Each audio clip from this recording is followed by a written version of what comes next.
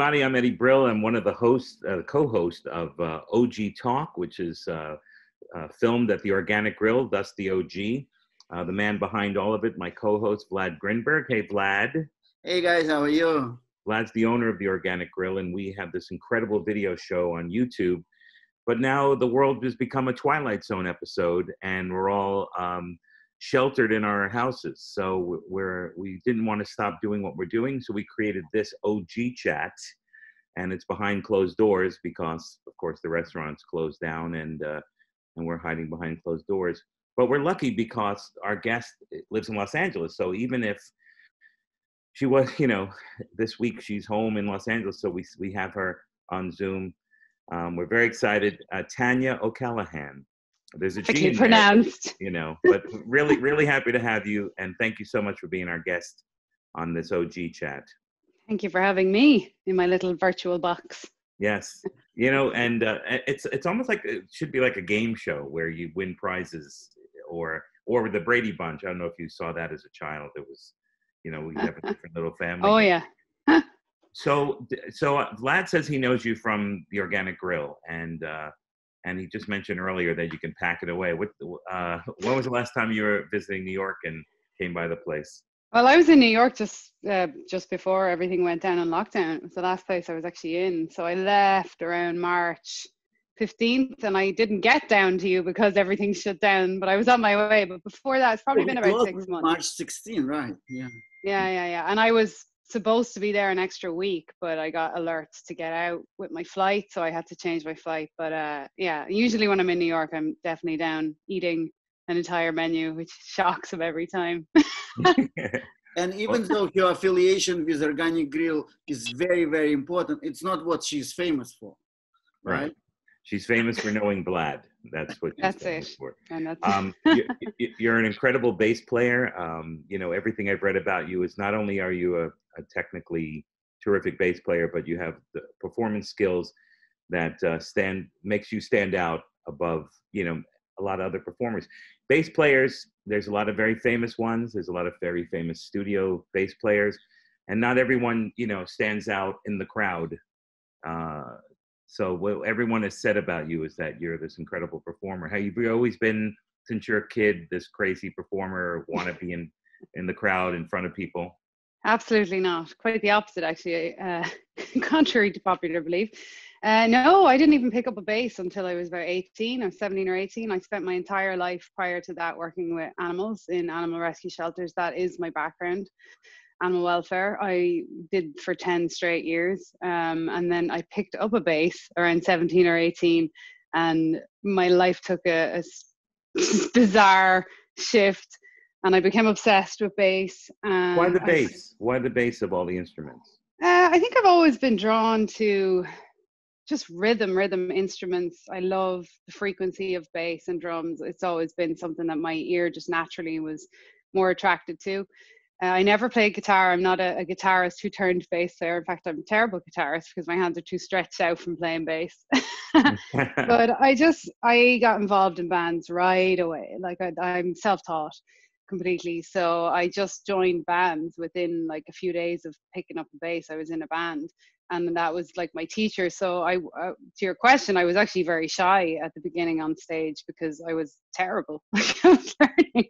Wow. I was like trying to figure out how to play, kind of hiding behind the amp with the drummer. But it the stage was my teacher. So over the years, I always had this thing where I would never just be in a band. I'd be in multiple bands at a time. So I was gigging a lot from the start.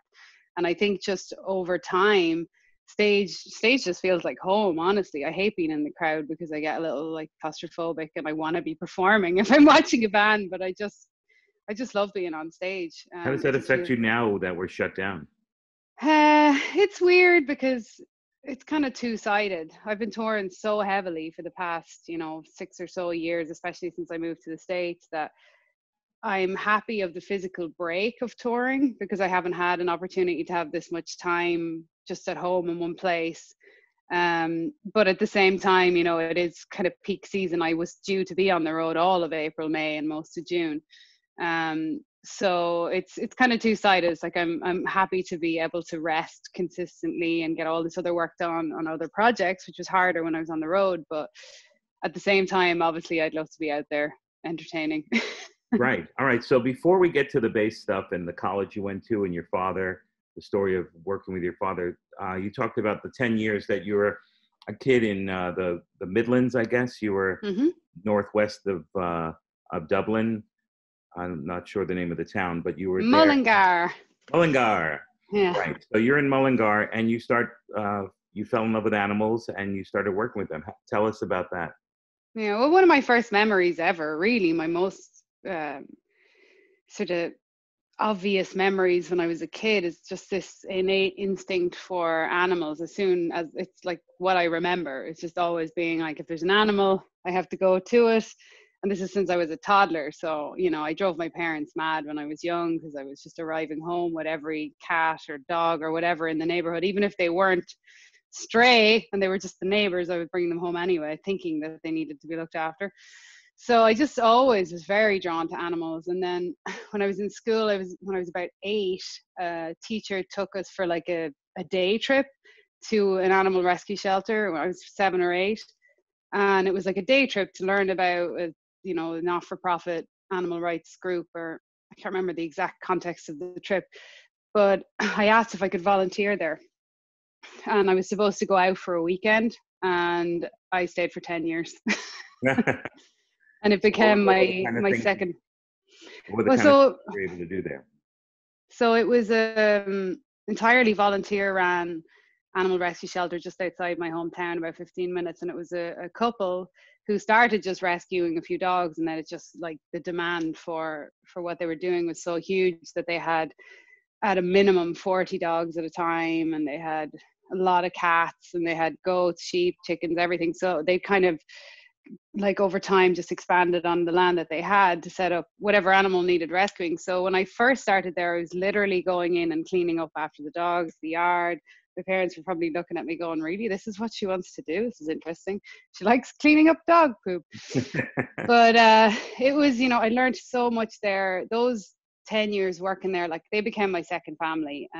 Mary and Sonna became like second parents. My parents got close to them. They were just brilliant. I just ran away from school to go there. I was there on the weekends. I was there every evening. And what it taught me in hindsight is so profound, because the level of responsibility that they entrusted me with such a young age. You know, the first few months, obviously, I was just like cleaning up and that. And next thing, I was helping them with rescues. And then we were administering, you know, by the time I was 12, I was administering medicine to sick animals. I was basically a vet's assistant at that point. Everything from when, you know, rescues came in to really, really sick kittens to horses, very hands-on. I was involved in a lot of animal rights cruelty cases that came up. So I was working. How were you involved? How did that work out for you?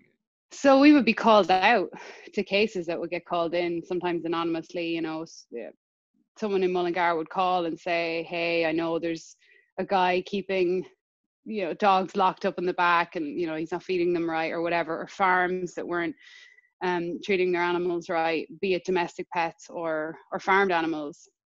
So we would get called out onto site, which was really intense at a young age. And I seen a lot of cruelty, very hands-on, even to the point where we were in slaughterhouses, doing a lot of rallies, all of that. So it really was what activated my activism, per se.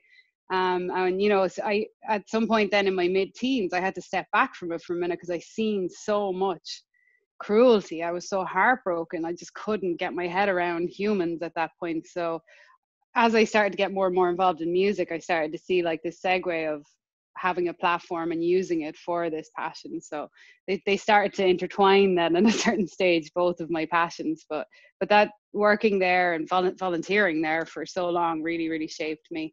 How were your parents about that? You know, your parents, you know, you're a kid and you're away from home all the time, and you're... Well, I think my parents were really happy that the context of why I was away from home, although, you know, they probably would have preferred if I was staying in the school more or studying more. But I was, you know, at a rescue shelter working when a lot of teenagers were doing teenage things and running amok, as we'd say. But I just wasn't interested. I was like, no, I want to be at this rescue shelter all of the time because I was so involved in individual cases. And, you know, I seen cases go from like the day we rescued the horse or the kitten or whatever it was to bringing them back to health, to getting them rehomed. I was so involved in all the animals' individual cases that was just my life. So I think my parents were happy that, you know, they could see obviously from the start that I was an empath and that I wanted to help. And it's, you know, there's worse places your teenage daughter could be than helping animals. Yeah. It's a wonderful experience that you had with animals, but also a lot of kids kind of go through this stage when they are next to the farm or they live in a small village and they get involved with animals as a chore. Where did it become your passion, your activism, or when did you turn to being vegan? So I actually, when I was about four or five, I realized what meat was. My brother told me at the kitchen table and I said, no way. So I've pretty much been a vegan my whole life because I didn't eat dairy outside of cheese on some things. I didn't have a taste for it. My mum is the same. She thinks it tastes sour. And I never drank milk. I hated it. I never ate like yogurts and things like that. So when I was about five, my brother told me that the cows behind our house in the field were what was on the table. And it was so distressing at the time, but in hindsight, it's the greatest thing he ever did for me because he triggered that. And he said, that's Daisy on the plate. And at that time, the cow behind our house were not ours. We didn't own a farm, but they were, you know, farmers down the road. I thought they were all my pets though, as a little girl. So I just thought the cows out there are my pets. And then when my brother told me my pet was on the plate, my brain just imploded. And I was like, what do you mean? And I just started asking a million questions. That was that. Can you share this wonderful story you told me once, how you send those letters every Christmas? Not only every Christmas, it's very funny. I should dig them out again and do a proper post on this. I started immediately writing letters to the Minister for Agriculture in Ireland and the Pope and the President. And, you know, I'm 5 years of age and I'm writing, Dear Mr. Pope, I don't like that, you know, they club seals in the Arctic Circle. I would just, any issue that I had read about, because that's all I read as well. I was completely like indulged in all these books about wildlife and everything. And I was finding out more and more about everything from how farmed animals are treated to, you know, seal clubbing and fox hunting. So I would write these letters in my silly little kid writing. But my parents tried to send some of them because you could mail them to like, you know, the agriculture department, but because it's from a 5 or 6 year old kid in handwriting, you know, I had no address. It just said, Dear Mr. whatever. So yeah, but they kept them. And then I think Vlad, I was telling you about the Christmas one because I used to write to Santa and ask for, I would say I don't want anything for Christmas, just please end animal cruelty. But then at the end I would put PS if you want to give me. So I was like, oh, that's so cute and profound. But yeah, so my parents kept some of those letters, and when I look back at them now, I just think they're so cute. It's hilarious. Now, your family, did they eat the meat and didn't mind you having the vegan lifestyle? Yeah, so it's for the first year or two, my mom especially was just very concerned about the nutrition of it, only because there was just such a lack of education in that realm. And everyone, you know, you're in a small town in Ireland and everybody is saying, oh my God, if she doesn't get her protein, she's so young, she's going to get sick. You know, there was really no doctors that had any sense of like plant-based nutrition in my small town anyway. And because I was so young, people were also, you know, really imprinting their beliefs on her with it, which, you know, she's just trying to be a mum. So she tried for a while to liquidize me into my food, which was pretty funny. So I'd be like, this is just vegetable soup. I'm like, this tastes like chicken. Why do my potatoes taste like chicken? But I think by the time I was about 6, they were just like, all right, this is not a phase. And my dad was like, she seems fine. And then they just got me, you know, veggie burgers and put it the same. Like I would still have the potatoes and veg, as Ireland is like meat and potatoes.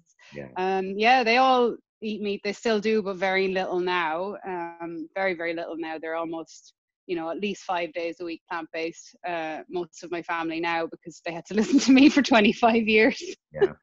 Now you mentioned your mom, but what if your dad was a promoter and sort of a sidekick for you, and did that get you going into music? What did you do with him and for him?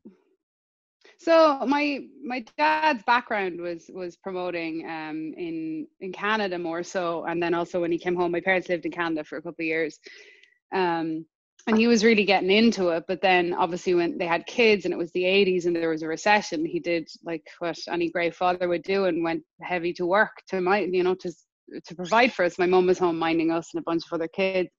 But I had no interest in music when I was really young, not that was noticed because I was so indulged in this animal world. So, but kind of subconsciously in the background, because of my dad's love of music, he has the most amazing vinyl collection. I was being exposed to it all the time. So when I grew up, a lot of my taste and a lot of everything makes sense. But also because he worked in one of the venues in my hometown, himself and his friend had been working together in a place called the Stables, which is where I basically did my first gig. I was just around it. So when he was working there, I would be there when I was really young, and they'd let me like sit up and take the tickets, and I was just seeing bands all the time. So it's not like a direct thing we worked together, but it was over the years that obviously had a huge imprint on me.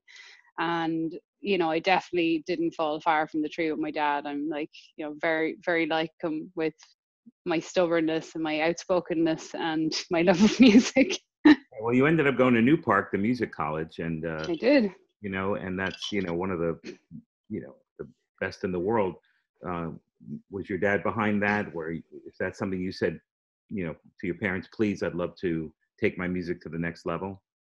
Well, it was funny because I dropped out of school when I was in my late teens, and everyone had this like shock horror because I was a total A student, and I love learning, and I still love to learn, and I'm in fact a big nerd. I just like to teach myself though, because I didn't like how the system was doing it, and I had all these other interests, and they didn't, they hated that I was a vegetarian and la. So when I left school, it was almost an act of just F the system. I went immediately to a small music course in my hometown, which had no bass teacher, but they had a guitar teacher that obviously saw something in me and saw my drive and sort of helped set me up a little bit more with learning. And then really New Park was quite funny how all that came about. I got the audition for New Park purely as how to practice doing an audition. And because I had no lessons prior or anything, it was all self-taught. So I had to do an audition as part of like an end of year project, and he had set up an audition, and I spent months and months putting this piece together that was very bizarre because I went from like metal into this like funk thing with a bit of Jacko, and it was like this mixed match. And I went and I did the audition thinking, oh, this will be interesting, and then they accepted me. So I ended up going, oh wow. But I went, you know what the hell, let's try it. So I only went to New Park for a year. I did the preliminary jazz course, which was really cool in hindsight. My parents are very supportive of it because it was renowned, but obviously you're still saying, hey, I want to go to music school. Like, oh, that's a great idea in life, isn't it? Yeah. But what it did, it was throw me in the deep end big time, because I didn't read, I didn't do any of that, and I was thrown in with a bunch of musicians from all over the world who have been doing music since they were toddlers. A lot of classically trained, a lot of jazz, and I'm just like this ear by ear, player. But I loved that year actually, because it was in a transition to become an affiliate with Berklee. So in a sense, we were the ignored year, but for us, it was great because all we did was ensembles. We just played in bands. So I ended up doing very little lessons again, ironically, but it made me play with a bunch of different types of musicians from all over the world. But did you learn theory? Did you learn any of that or production at all? Or was it just you playing with some bands? Well, we did. They did a lot of theory and ear training and whatnot, but just the majority of our time was we ended up doing more and more ensemble classes because the college was in a huge transition. So everyone was like refinding their feet. The fourth years that were like in their final exams were becoming the teachers, but we were friends with them because we were first years. It was a really interesting year, and it's a really small college. Like there was maybe 30 people in my year.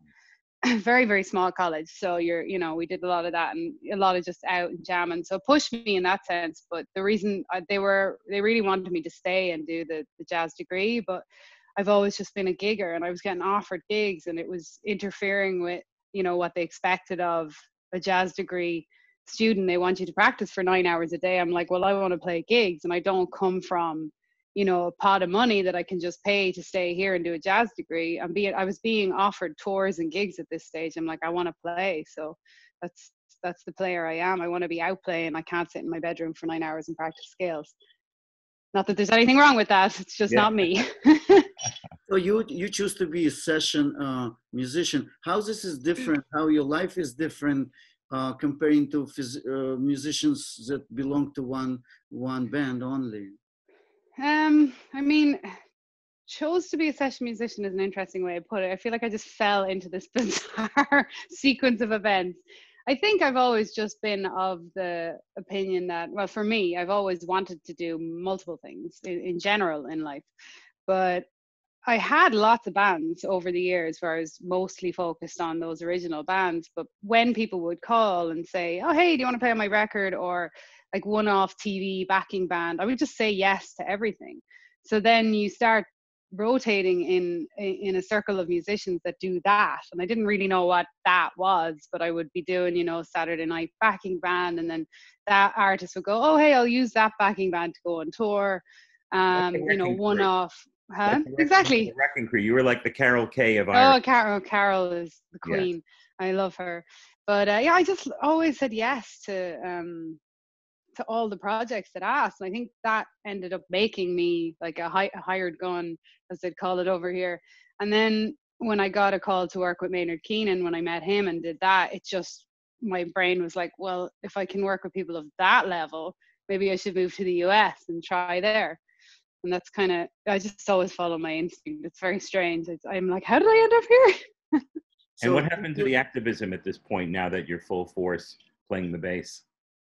So as always, like I was a very outspoken, you know, veggie vegan in the village. So I was still involved in like any protests that were on. Like I was still actively involved in that stuff. And this is prior to, you know, Instagram and Facebook being very prominent. But I think it was like Bebo and what was the other one? But I was always like posting about, you know, please think about changing your diet or yada, yada, yada. It was always something, or I was part of it. So I was at that point, I'd stepped out of working hands-on with animals, which was good timing because like I said earlier, I was starting to get to a point mentally as well, where I'd seen an unbelievable amount of cruelty and I was starting to recognize depression in myself from it. So at that point, I was starting to play a lot more. So I was, you know, kind of regenerated by starting to tour more and playing all the time and actually starting to make a living off playing music. But I was still actively involved in like anything that was going on in like the anti-fur or any of that in Ireland. I was a joint member of all of the foundations that are out there. So I was still active in it, but it was more in a written or behind you were juggling both at the same time. And then you had that the TV show You're a Star, and that sort of came in your life. Tell us about that, how you got it and how that took you to the next level. Oh yeah, that was one of the first TV things I did in Ireland. So I got a call for like an all-girl band they wanted to do, and still to this day now I'm super pro female player, obviously. But when you get those kind of calls as a female musician, sometimes you roll your eyes because you're like, they're just trying to hire girls for the aesthetic of it. And you're like, okay, but is everybody a serious player? Like, I just want them to be serious musicians. So I went into that situation a little reluctant because I went, oh, they're just doing this for TV. They want all girls and yada, yada, yada. But the girls were lovely. All of them were lovely. And one in particular was a brilliant player. And we started playing in like house band stuff after that. And because that was obviously televised in Ireland, that was like the Eurostar, which is kind of one of those whatever Got Talent shows. We were actually, I think we were used then, I'm trying to remember, it's like so long ago, we were used as the backing band then for other acts. And then because I was in that TV circle, they started calling me to do other odd jobs on like the Late Late Show on Saturday nights. And so you would be hired into the band, or for the Eurovision. I did loads of the Eurovision. People don't really know what that is over here, the Eurovision Song Contest. So I did that for years, all the contestants for that. And that's really when I guess it started feeling like, you know, I'm a hired gun. I'm the backing band. And then Brian McFadden, I think, saw you on Eurostar. Is that correct? I played with Brian McFadden. So Brian McFadden from Westlife, Yeah. who was a huge, but I don't know if they're over here. I don't know how international they are. They're one of those, like they're the One Direction back in the day, I guess you'd say. Yeah. But yeah, I had played for Brian's solo show at the Helix, which was like a venue. You might know the Helix actually. But I did a one-off for him with an amazing South African band. Actually, all the lads are from South Africa, and they were probably quite big in Ireland at the time. And myself and the drummer and the guitarist got hired to play for Brian, and then I ended up doing more shows with him, and then ended up playing like behind Westlife at one stage for a show in Dublin. So it just starts to become overlapped. And you traveling with a lot of different musicians all the time, and I can assume that keeping vegan and having different people around you all the time creates a problem. But I know you are such a problem solver. How do you deal with it? Thank you. Problem solver. I'll add that to my title. I have a lot of problems I'd like you to solve, please. Yes, I do love a good problem solve. I think the first thing to say on it is definitely like, it's a lot of mindset. Like, I don't think it's hard. I always say that. I don't think it's hard for multiple reasons. As an ethical vegan at the core, it's not hard because I just simply wouldn't eat that shit. And that's even in the sense of like touring, say in the US, irregardless of being a vegan, when they stop in most of these, truck stops and fast food areas, I just wouldn't eat that, even if I wasn't a vegan. It's like, I have to fuel my body with the right stuff. So I will go to the gas station and get nuts and an apple and popcorn and wait until I get somewhere. I think I've been doing this my whole life, so I've figured out how to read menus. I understand that it's definitely more difficult for people who are just switching habits now.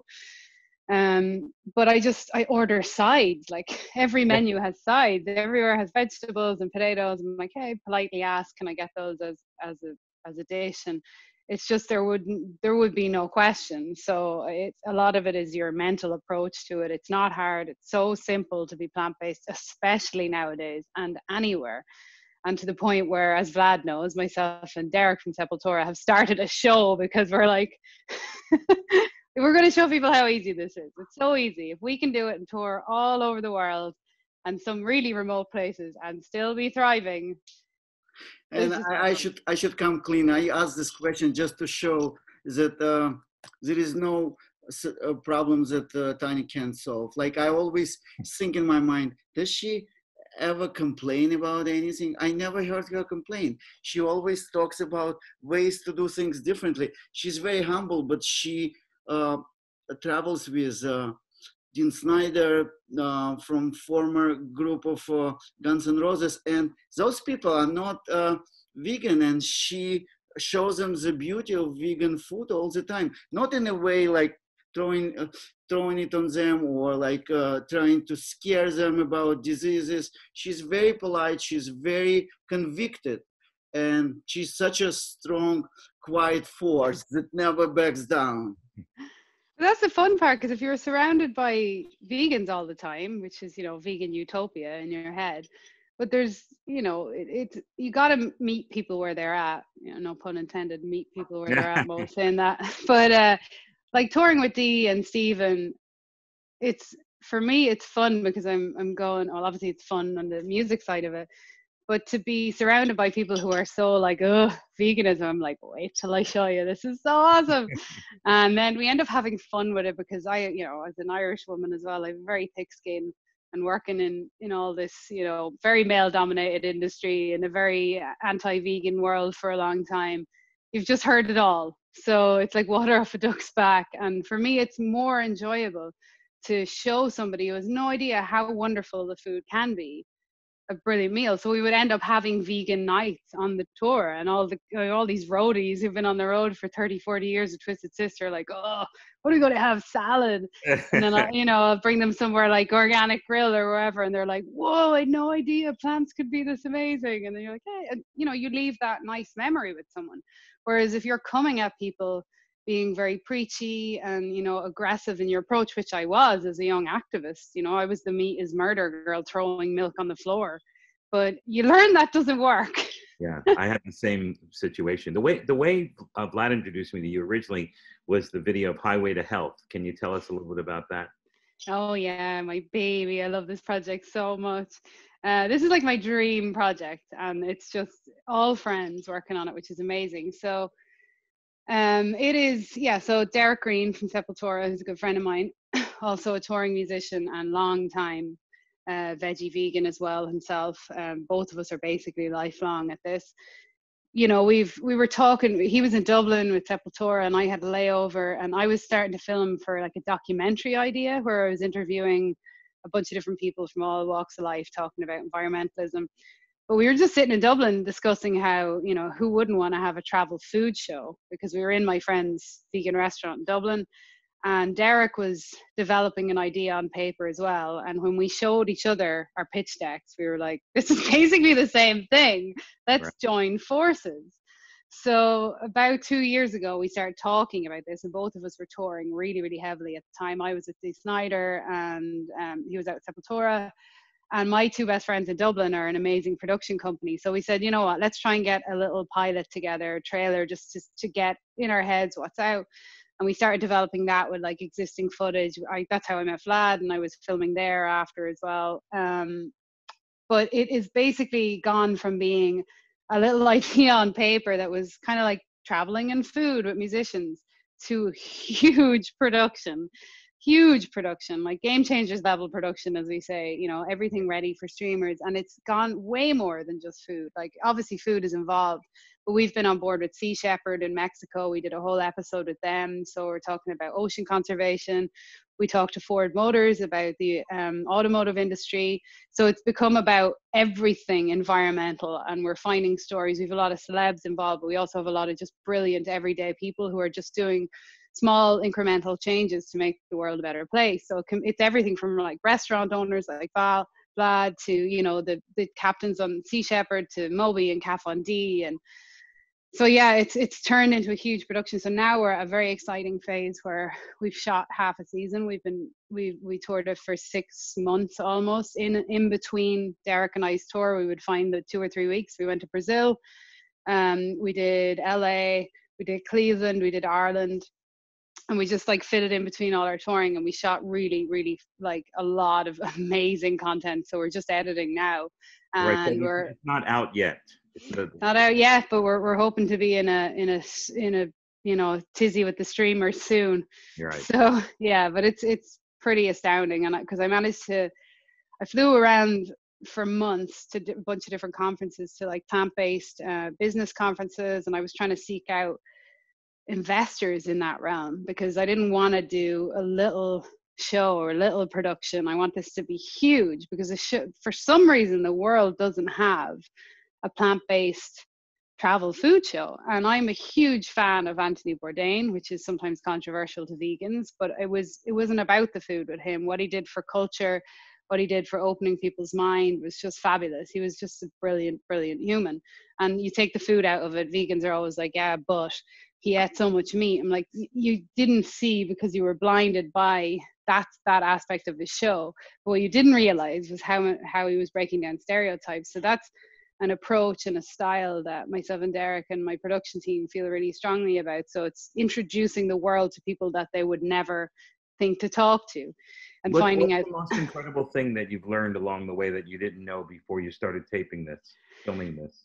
I mean, the one that sticks out by a mile is being on board with Sea Shepherd, because I've been a huge Sea Shepherd fanatic supporter for years. I fly their flags on stage, and I've always been involved in their campaigns. And when I knew what was going on down in the Sea of Cortez, and I knew enough about that campaign, but until I went down there and we went out on the boat for a couple of days, I realized pretty fast the genius of their operation.